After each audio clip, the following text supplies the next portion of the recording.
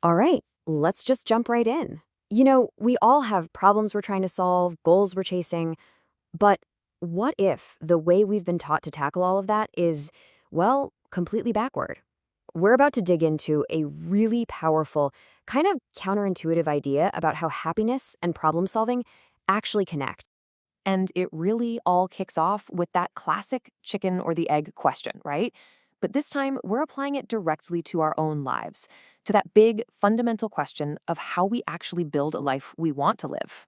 So here it is. What comes first? Do you grind it out, push through all the hard stuff, solve the problem, and then finally you get to feel good? Or is it the other way around?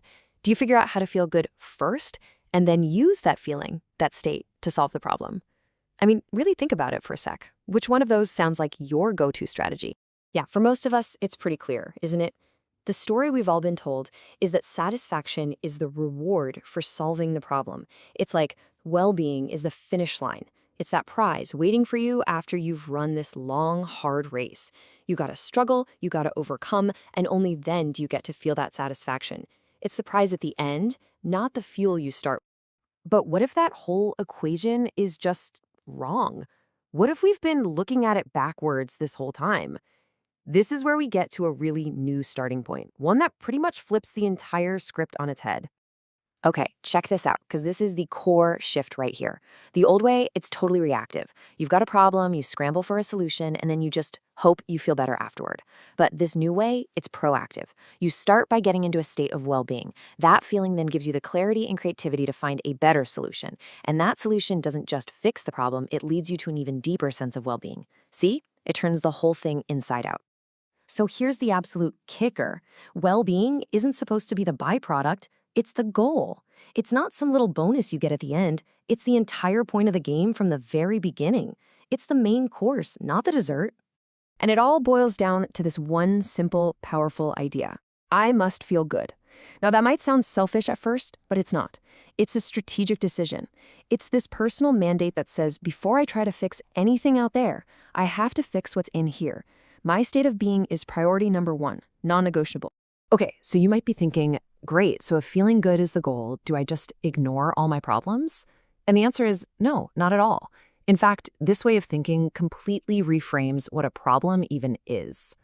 And this is a huge redefinition. Get this. Problems and goals aren't just random obstacles or punishments. They are seen as lessons, lessons that exist for one reason and one reason only, to help you realize and understand just how good you can possibly feel. They're basically your personal curriculum for well-being. So think of it like this. Usually, we see a problem as a big brick wall blocking us from happiness, right? Well, this perspective says, no, no, no. That problem isn't the wall. It's the pile of bricks and the mortar. It's the raw material you're supposed to use to build an even stronger foundation for your own happiness. And all of this leads to a pretty powerful, maybe even a little intimidating idea about personal responsibility. I mean, if your internal state, how you feel, is the engine that drives everything else in your life, then taking care of that engine becomes your number one job, period. So there's a really clear choice here with two very different outcomes. Let's look at the first path. If you think little about yourself, about your own state of being, if you don't make how you feel a priority, then here's what happens. You end up working for the state of someone else. It's that simple. If you're not actively, consciously taking care of your own well-being, your energy, by default is going to go toward building someone else's. You'll be working on their goals, their happiness. Your life's energy ends up serving their agenda. That's a really powerful thing to let sink in. So let's just boil this all down to the key takeaways. Number one, your well-being is the starting point, not the finish line. It's the fuel, not the trophy. Number two, your problems aren't roadblocks. They're lessons. They're literally designed to teach you how to feel even better. And finally, number three, prioritizing how you feel isn't just self-care. It's a sovereign choice. It's you taking the driver's seat of your own life. And that leaves us with one last really big question to think about. It shifts our focus from how do I solve this one problem to something much deeper, a question you have to ask yourself first. And that is, forgetting about just not feeling bad or being okay, what is it actually like to feel truly good? Because if you buy into this way of thinking, the answer to that question is the key to everything else.